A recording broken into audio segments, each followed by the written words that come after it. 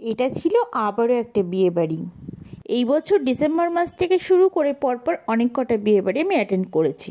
এই বিয়ে বাড়িটা ছিল আমার মাসির বাড়ি মুর্শিদাবাদের টিয়াতে। অনেকেই হয়তো নাম শুনে থাকবে, তবে জায়গাটা খুব ছোট হলেও ভীষণ ভালো। যখন পরীক্ষা শেষ হয়ে যেত মাসির বাড়ি যখনই যেতাম, এই ভাইই ছিল আমার সবসময় ঘোরার সঙ্গী। ও ভীষণ শান্ত আর নম্র একটা ছেলে। এই বিয়েটা একটু অন্যরকম, কারণ পাত্রপাত্রী দুজনের বাড়ি খুব কাছাকাছি, তাই বরপুত্রটি গেছিল ঘোড়ার গাড়ি করে তার মনের মানুষটিকে আনতে। বিয়ের আসরে পৌঁছাতেই এখানে নাচ গান করে বরকে আপ্যায়ন করার কত ঘটা। বাবু ঘোড়ার গাড়ি করে এসে প্রথমেই দখল করেছে এই সেলফি জোনটাকে। এবার আসি খাওয়া দাওয়ার দিকটাতে। বেশ অনেক দিন পর না এই শালপাতার ওপর কলাপাতা মোড়ানো প্লেটগুলোতে খেলাম।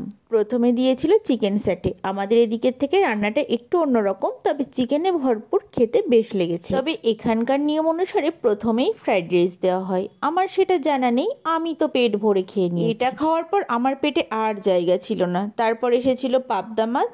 পাবদা মাছটাও বেশ ভালো ছিল খেতে, তবে মাছটা আমি শ্রীহানবাবুকেই খাইয়েছিলাম। তবে তার মনটা একটু খারাপ ছিল, কারণ দুষ্টুমি করার শাস্তি হিসাবে সে একটু বকা খেয়েছিল। তারপর থেকে বলেই চলেছে বাড়ি যাব আর বাড়ি যাব। যাই হোক, সাদা ভাতের সঙ্গে দিয়েছিলাম মটন কষা।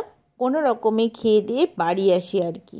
আমি খাওয়া দাওয়াটা এখানেই শেষ করেছি। অনেক দিন পর বিয়ে বাড়িতে চিকেন পেয়েছি, সেটাই মন ভরে খেয়েছি। ঠিক রাত 11:30টার সময় আমরা গুছিয়ে গাছিয়ে বাড়ি চলে আসি। তবে মেয়ের বাড়ি থেকে বাড়ি বেশি দূর নয়, ওয়াকিং ডিস্টেন্স। চলুন এবার দেখি পরের দিন কি হলো।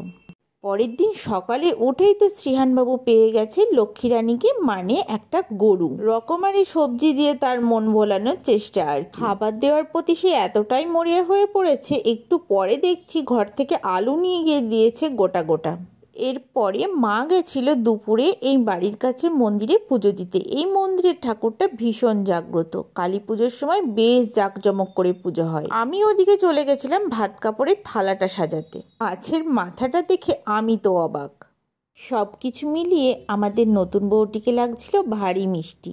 রাতের বেলা মন ভরে বাজি পোড়ানো দেখেছি। নিজের বিয়েতে বাজি পোড়ানো দেখা না হওয়ার অনুশোচনাটা আজকে মিটেই গেল। আমার দূর থেকে বাজি পোড়ানো দেখতে ভীষণ ভালো লাগে। আর এদিকে শ্রীহানবাবু পেয়ে গেছে অনেকগুলো দাদা দিদিদের, তাদেরকে বলছে নাচতে আর সে দেখবে। আর এই অন্যায় আবদারগুলো তার চলতেই থাকে।